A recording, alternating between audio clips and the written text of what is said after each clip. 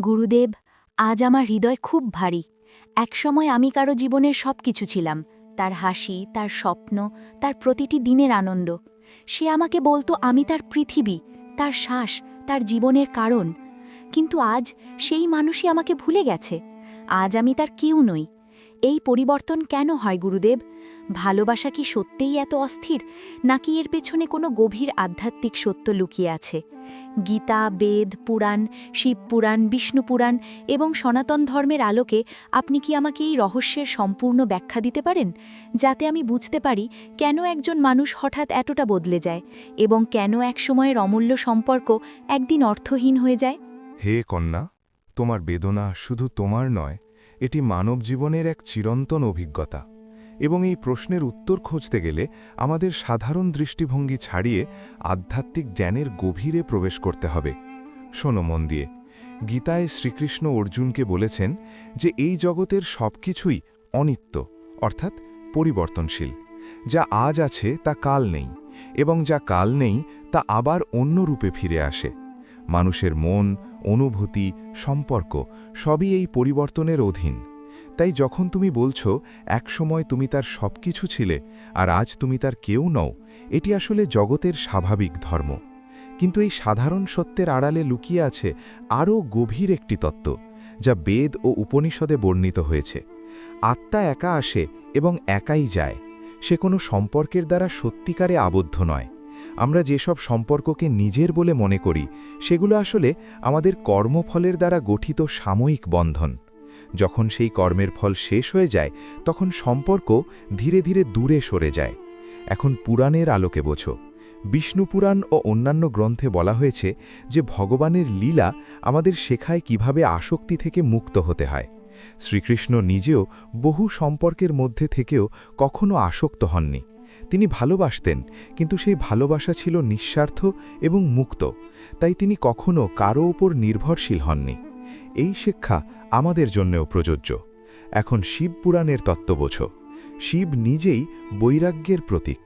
তিনি দেখিয়েছেন যে জগতের সব সম্পর্ক ক্ষণস্থায়ী, আর সত্যিকারের শান্তি আসে তখনই যখন আমরা এই অস্থায়িত্বকে মেনে নিতে শিখি। কন্যা, তুমি যে কষ্ট পাচ্ছ তা স্বাভাবিক, কারণ মানব হৃদয় ভালোবাসায় জড়িয়ে পড়ে। কিন্তু এই কষ্টই তোমাকে একটি বড় সত্যের দিকে নিয়ে যাচ্ছে। সেই সত্য হল, তুমি কখনো কারো সব কিছু ছিলে না, এবং কেউ কখনো তোমার সব কিছু হতে পারে না। কারণ এই সব কিছু হওয়ার ক্ষমতা একমাত্র পরমাত্মারই আছে। মানুষ শুধু সেই শূন্যস্থান পূরণ করার একটি ক্ষণস্থায়ী মাধ্যম। এখন গীতার গভীর শিক্ষা বোঝো। কৃষ্ণ বলেছেন, যে ব্যক্তি আসক্তি ত্যাগ করে সেই প্রকৃত শান্তি লাভ করে। তুমি যার জন্য কষ্ট পাচ্ছ, সেই কষ্ট আসলে তোমার আসক্তির ফল। কিন্তু যদি তুমি এই আসক্তিকে ধীরে ধীরে জ্ঞানে রূপান্তরিত করতে পারো, তাহলে এই দুঃখই তোমার শক্তি হয়ে উঠবে। এখন সনাতন ধর্মের সারমর্ম বোঝো। এই ধর্ম আমাদের শেখায় যে জীবনের প্রতিটি অভিজ্ঞতা, সুখ হোক বা দুঃখ, আমাদের আত্মার বিকাশের জন্য। তুমি যে ভালোবাসা পেয়েছিলে তা মিথ্যা ছিল না, সেটি তোমাকে কিছু শিখিয়ে গেছে, তোমাকে অনুভব করিয়েছে। আর আজ যে বিচ্ছেদ হয়েছে, সেটিও একটি শিক্ষা, যা তোমাকে নিজের ভিতরের শক্তি খুঁজে পেতে সাহায্য করবে। তাই কন্যা, যখন তুমি বলো একসময় আমি তোমার সব কিছু ছিলাম, আজ তুমি আমার কেউ নও, তখন মনে রেখো, এটি কোনো ব্যর্থতার গল্প নয়। এটি একটি যাত্রার অংশ, যেখানে তুমি বাহ্যিক ভালোবাসা থেকে ধীরে ধীরে অন্তরের চিরন্তন ভালোবাসার দিকে এগিয়ে যাচ্ছ। সেই ভালোবাসা যা কখনো বদলায় না, কখনো দূরে যায় না, কারণ তা তোমার নিজের আত্মার মধ্যেই বিরাজমান। আর সেই আত্মাই পরমাত্মার অংশ। তাই সত্যিকারের সম্পর্ক কখনো ভাঙে না, শুধু তার রূপ পরিবর্তিত হয়। আর এই রূপান্তরকেই বুঝতে পারলেই তোমার সমস্ত কষ্ট ধীরে ধীরে জ্ঞানে, শান্তিতে এবং এক গভীর উপলব্ধিতে পরিণত হবে। গুরুদেব, আপনার কথা শুনে আমার চোখে জল এসে গেছে, কিন্তু আমার মনে এখনও একটা প্রশ্ন জেগে আছে। যদি সব সম্পর্কই কর্মফল আর সাময়িক হয়, যদি কেউই সত্যিকারের কারো সব কিছু না হয়, তাহলে আমরা কেন এত গভীরভাবে ভালোবেসে ফেলি? কেন আমরা কাউকে নিজের সব কিছু ভেবে বসি, আর যখন সে দূরে চলে যায় তখন কেন এত অসহ্য কষ্ট হয়? এই ভালোবাসা আর কষ্টের মধ্যে আসল সত্যটা কি? গীতা, বেদ, পুরাণ, শিব পুরাণ, বিষ্ণু পুরাণ এবং সনাতন ধর্মের আলোকে আপনি কি আমাকে আরও গভীরভাবে বুঝিয়ে দিতে পারেন, যাতে আমি আমার এই বেদনার প্রকৃত অর্থটা উপলব্ধি করতে পারি? হে কন্যা, তুমি এখন সেই প্রশ্নটি করছো যা মানুষের হৃদয়ের সবচেয়ে গভীর স্তর থেকে উঠে আসে। আর এই প্রশ্নের উত্তরেই লুকিয়ে আছে মুক্তির পথ। শোনো, মানুষ কেন ভালোবাসে? কারণ তার আত্মার প্রকৃত স্বরূপই হল প্রেম। বেদে বলা হয়েছে আনন্দ ব্রহ্মেতি, অর্থাৎ পরম সত্যই হল আনন্দ ও প্রেম। তাই প্রতিটি জীব সেই প্রেমের খোঁজে থাকে। সে চায় কাউকে নিজের করে পেতে, কারণ তার ভিতরে থাকা আত্মা আসলে পরমাত্মার সঙ্গে মিলিত হতে চায়। কিন্তু সমস্যা তখনই শুরু হয় যখন সেই চিরন্তন প্রেমের খোঁজ আমরা ক্ষণস্থায়ী মানুষের মধ্যে করতে শুরু করি। তখন আমরা ভুলে যাই যে মানুষ পরিবর্তনশীল, তার মন, তার অনুভূতি, তার পরিস্থিতি সবই সময়ের সঙ্গে বদলে যায়। আর তখনই জন্ম নেয় আসক্তি। এখন গীতার আলোকে বোঝো। শ্রীকৃষ্ণ বলেছেন, সংসর্গাত জায়াতে কামাহা, কামাত ক্রোধোভিজায়াতে, অর্থাৎ আসক্তি থেকেই কামনা জন্মায়, আর কামনা পূরণ না হলে কষ্ট, রাগ আর দুঃখ সৃষ্টি হয়।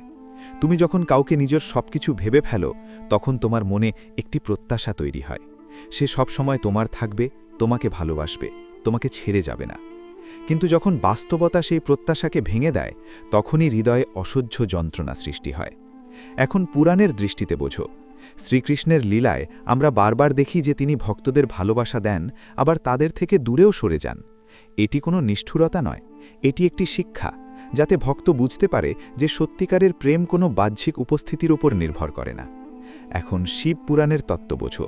মহাদেব নিজেই সংসার থেকে বিচ্ছিন্ন হয়ে তপস্যায় লীন থাকেন। তিনি দেখান যে জগতের আসক্তি ছেড়ে দিলেই প্রকৃত শান্তি আসে। কিন্তু তার মানে এই নয় যে ভালোবাসা ভুল, বরং ভালোবাসাকে সঠিক পথে পরিচালিত করা দরকার। এখন সনাতন ধর্মের গভীর শিক্ষা বোঝো।